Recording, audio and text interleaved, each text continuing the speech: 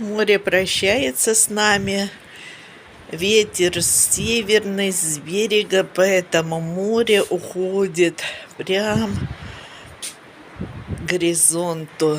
И горизонт видно, хоть и солнышко, а море вот такое своеобразное. Даже у берегов нету волн, нету прибоя. Все прям изменилось.